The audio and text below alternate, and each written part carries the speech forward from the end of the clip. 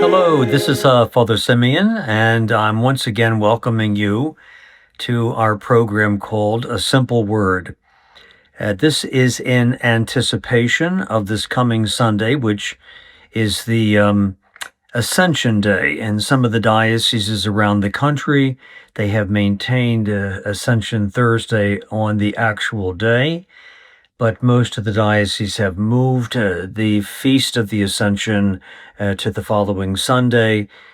So we use the text from Ascension Day for this coming weekend, and I welcome you. And of course, we're dealing with, once again, three significant texts, one from the Acts of the Apostles, one from St. Paul's letter to the Ephesians, and then Luke's account of the Ascension of the Lord. There's a kind of disagreement, if you want to put that in that fashion, a kind of dissimilarity between the gospel passages dealing with the Ascension as to when it happened, where it happened, and we can spend a great deal of time dealing with that particular angle when in reality, it seems to me the emphasis needs to be placed on seeing this as participating in the development of discipleship on the part of the apostles. They have been with the Lord for the duration of his public ministry. He has spent a great deal of time instructing them, teaching them, informing them. Sometimes they're not exactly clear. He takes the time to make that even better understood by them. And then here we are on this particular Ascension Day. He leaves them. He leaves them and returns to his Father. We could see this perhaps as a departure filled on their part with grief and heartbrokenness, but that is not what the text would tell us. The texts are saying, as Jesus saying to them, I have done my work, I have instructed you, I have taught you, I have given you what you need, and now it's your turn. You must go out and you must preach this message that I have given you to all the world. I'm sending you my Spirit. I cannot stay.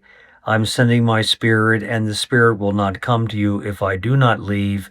I'm sending my Spirit to you, the Spirit of insight, the Spirit of wisdom, the Spirit of support. So it's not as if I'm abandoning you to your own devices. In fact, I'm giving you the fullness of my Spirit so that what you say, how you perform, and what you do is going to be guided by my Spirit living within you. And we listen very carefully to the instructions that Jesus gives them. Listen, listen, listen to the Spirit as the Spirit moves within you. The Spirit will give you clarity. The Spirit will give you truth. And this is what you are to proclaim throughout the world. My message, I am the way, I am the truth, I am the life, and I want you to announce that to folks all over the world for eternity. So it is a moment of perhaps departure tinged with sadness, but it's also a moment of arrival where Jesus is sending his Spirit, and the Spirit is filled with joy, filled with instruction, filled with direction, and they don't need to be alone. I think that this has pastoral applications for all of us in our life because we believe that the Spirit of God is already within us, poured into us in the sacrament of baptism, strengthened in us in the sacrament of confirmation, renewed within us each time that we go to confession and go to communion, receive communion at Mass, so that this is a spirit of shaping and forming, coloring and painting the Church and each of us in the Church for the future task. And it is a future task that goes on forever, at the task of announcing Jesus as our Savior and our Redeemer.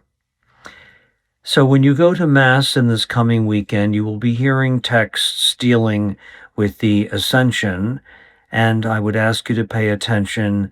We are being shaped, we're being formed by these texts. Yes, as I say, there's an element of sadness with Jesus departing, but he gives us, as we say in the Latin, the joy of announcing all that Jesus did for the sake of humankind. He is our Savior, our Redeemer, and he is triumphant over even something as dark and difficult as death. He has come back from the grave, filled with life, filled with energy, and filled with love. As you listen, therefore, to these texts in the coming weekend, let that spirit that is already within us fill you again and again and give you courage, conviction, strength, boldness, and determination to live even more deeply and even more convincedly this beautiful Christian way of life to which we have been called. Thank you very much once again for listening, and I'll hope to see you the next time around. God bless you, and please remember, we're praying for you, so we hope that you're praying for us. All the best.